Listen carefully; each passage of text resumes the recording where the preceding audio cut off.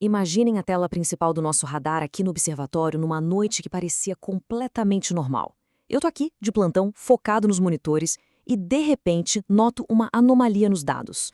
No começo parece só uma estranha um pouco diferente, ou um ruído bobo no sistema, sabe? Mas aí, o ponto começa a crescer numa velocidade assustadora.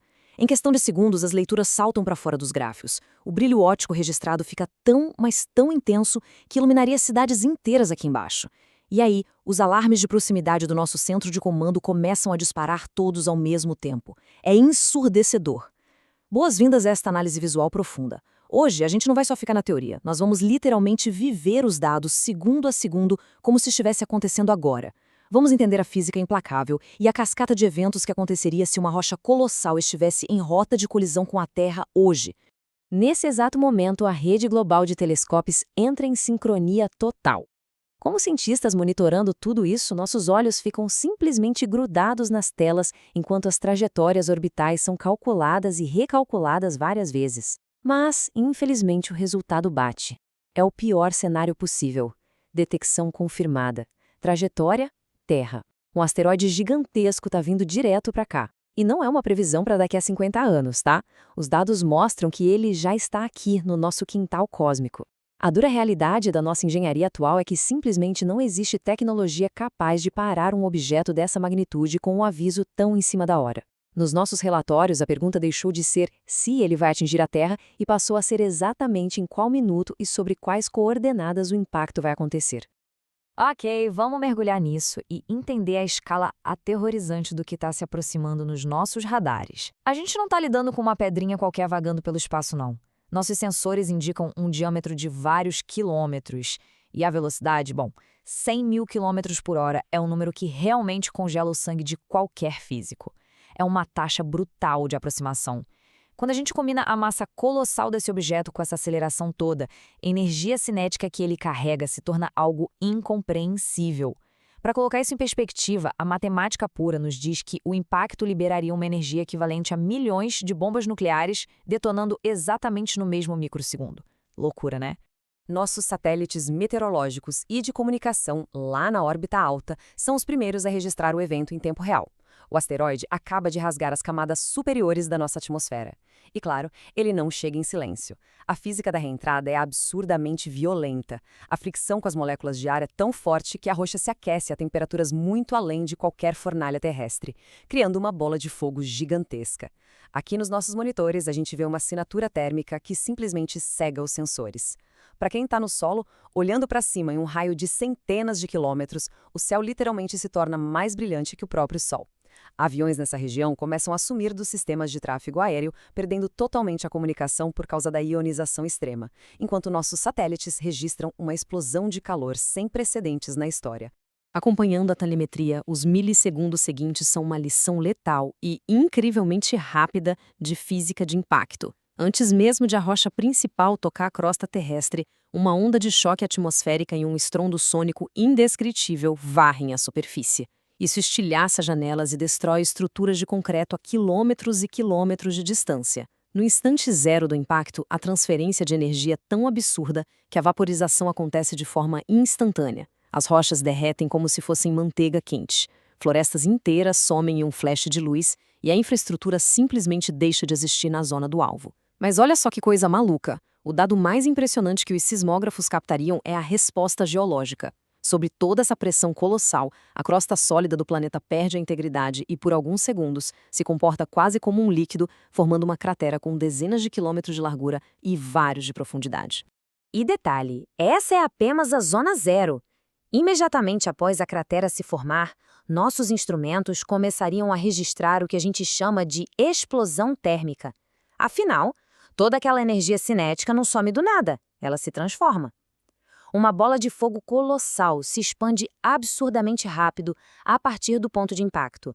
É um pulso de radiação térmica tão, mas tão intenso que incendeia florestas inteiras simultaneamente, abrangendo um raio gigantesco. E junto com essa bola de fogo, a força do impacto ejeta violentamente milhões de toneladas de rocha derretida, terra pulverizada e poeira direto para as camadas mais altas da atmosfera, muito além de onde os aviões comerciais voam. Agora, vamos ajustar o modelo do nosso computador por um momento. A maior parte do nosso planeta é coberta por água. Então, o que os dados projetam se o alvo for o meio do Oceano Pacífico ou Atlântico e não terra firme?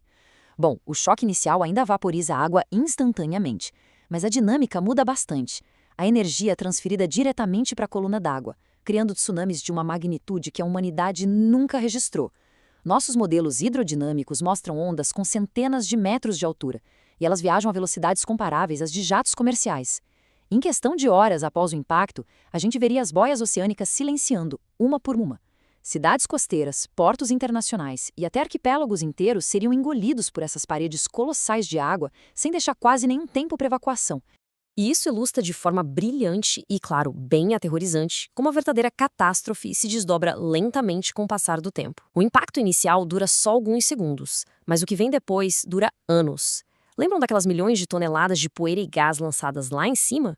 Nossos satélites climáticos começariam a mostrar essa nuvem negra sendo arrastada pelos ventos globais, envolvendo a Terra inteira como um cobertor super espesso em poucos dias, bloqueando totalmente a luz solar. Nas semanas seguintes, a gente registraria uma queda drástica nas temperaturas globais. É um verdadeiro inverno de impacto. E o pior cenário bate na porta nos meses e anos seguintes. Sem luz solar suficiente, a fotossíntese para. Os ecossistemas entram em colapso total, e a agricultura moderna, da qual bilhões dependem, falha miseravelmente, quebrando toda a nossa cadeia alimentar.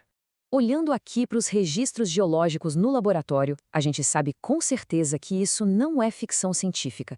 Foi exatamente o que aconteceu no evento de extinção do Cretáceo-Paleógeno, que acabou com os dinossauros. Mas precisamos colocar isso numa perspectiva mais atual. Os dinossauros foram varridos do mapa, sim, mas a vulnerabilidade deles é puramente biológica. A nossa fragilidade hoje é sistêmica. Diferente dos dinossauros que não tinham cidades ou estradas, a nossa civilização é hiperconectada. A gente depende absurdamente de redes elétricas super vulneráveis, rotas de transporte logístico super ajustadas e métodos agrícolas que dependem de um clima estável. Se o clima falha e as redes de energia caem, o colapso de toda a nossa estrutura civilizatória acontece bem mais rápido do que a extinção daqueles répteis gigantes no passado. Avaliando os dados de resiliência de forma pragmática, nós cientistas também projetamos modelos de sobrevivência, tá? A extinção total da humanidade não é uma garantia. Rodando os cenários, vemos que algumas regiões localizadas exatamente no lado oposto do globo em relação ao impacto poderiam continuar temporariamente habitáveis logo após o choque. Além do mais, a gente tem cartas na manga que as espécies antigas não tinham. Nossa tecnologia de armazenamento e preservação de alimentos em instalações subterrâneas profundas poderiam manter algumas populações vivas durante os anos mais críticos de frio e escuridão. E se alguns cabos submarinos ou satélites mais resistentes aguentarem o tranco, redes de comunicação poderiam ajudar a coordenar resgates e dividir recursos essenciais, mantendo a resistência humana em alguns enclaves isolados. Mas calma, porque a ciência tem as suas próprias defesas, e ninguém está só esperando de braços cruzados. Voltando para a realidade do nosso observatório hoje, a ciência da defesa planetária já é uma realidade em ação. Agora, o que é realmente interessante sobre este slide é como as agências espaciais do mundo todo já mapeiam os céus 24 horas por dia, rastreando milhares de objetos próximos à Terra. Tudo isso para garantir que a gente nunca precise viver os dados que eu acabei de descrever. O protocolo real se apoia em 3 passos fundamentais. Primeiro, a detecção com antecedência máxima. E não estamos falando de minutos, mas de anos ou até décadas de aviso. Segundo, tendo esse tempo, lançaremos uma sonda feita para ser um impactador cinético, que é basicamente atirar uma nave contra o asteroide. E terceiro, causar uma transferência de energia capaz de alterar a órbita da rocha permanentemente. É muito importante a gente entender como funciona essa mecânica da deflexão moderna, que por sinal já foi até testada com sucesso lá no espaço profundo. Não tem essa de explodir o asteroide com bombas gigantes como a gente vê nos filmes de Hollywood, até porque isso só criaria uma chuva de detritos perigosíssima. O que a gente precisa é de precisão cirúrgica orbital. Fazer uma nave bater contra a rocha anos antes do encontro previsto com a Terra mudaria a velocidade do asteroide em apenas alguns milímetros por segundo. Pode soar inútil, eu sei, mas pensa bem. Ao longo de anos viajando pelo vácuo do espaço, essa mudança minúscula vai se multiplicando. Quando o objeto finalmente cruzar o caminho do nosso planeta, essa pequena alteração feita lá atrás vai garantir que ele erre a Terra por centenas de milhares de quilômetros. Um empurrãozinho de nada hoje é literalmente a salvação do mundo amanhã. A nossa tecnologia de proteção não para de evoluir.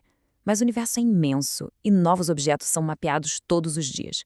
O monitoramento tem que ser contínuo, porque um único asteroide silencioso carrega o poder de reescrever toda a geografia e a biologia do nosso planeta em apenas alguns minutos. E depois de analisar de perto todos esses dados térmicos, a força absurda dos tsunamis e esse impiedoso inverno global que viria a seguir, a gente não tem como não refletir sobre o quão pequenas são as nossas estruturas perto das forças cósmicas. Então, enquanto eu fecho os dados dos nossos monitores por hoje, deixo uma reflexão intrigante com vocês.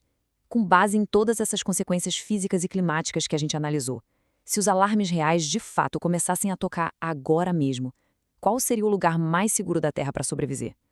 Fica aí o convite para manter a curiosidade sempre acesa e até a próxima análise.